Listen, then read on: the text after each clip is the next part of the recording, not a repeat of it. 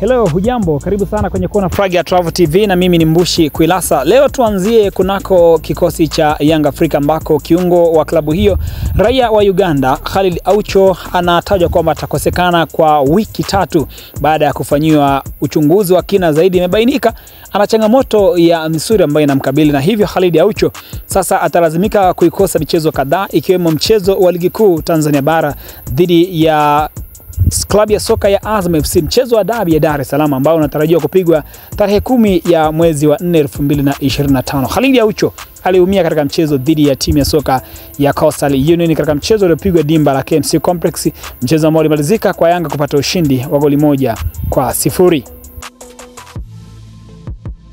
Afisa habari wa klabu hiyo Ali Shabani Kamwe amedhibitisha na kueleza nini hasa ambacho kinamsibu Khalid Aucho na nini ambacho kinapelekea yeye kuweza kuikosa michezo hii ambayo inafuata. Yes, Khalid Aucho, daktari wa mpira kama ambavyo mashabiki, wanachama na wapenzi wa klabu yetu Young Africans wamezoea kumuita hivyo.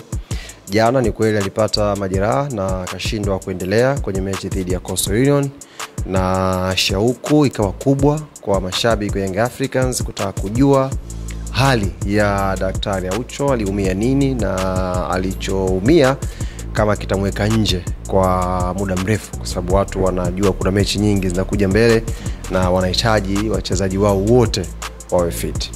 Siku ya leo tukiongozwa na daktari wetu Moses Etutu tulikwenda kwenye hospitali ya Saifi, fikiri wote mnaifahamu, hospitali ambayo klabu ya Young Africans imekuwa kiitumia mara kwa mara pia kwenye check-up za wachezaji wake. Tulikwenda pale Saifi na Khalid Aucho akafanywa check-up, vipimo tofauti na ikagundulika amepata shida ya hamstring.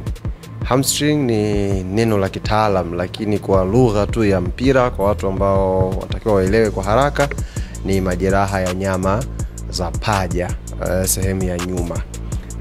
Ndio shida ambayo kaipata. Na kwa mujibu wa daktari Moses Tutu na mchezaji mwenyewe ambaye tumezungumza naye, Khalid Aucho, kwa kujibu swali ambayo watu wengi wamekuwa wakijiuliza, hata kuwepo kwenye mchezo dhidi ya Azam Football Club.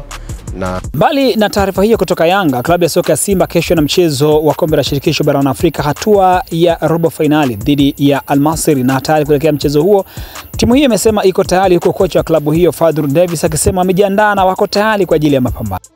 And this is the time now where we need them the most. If you haven't yet bought your ticket, go and buy your ticket.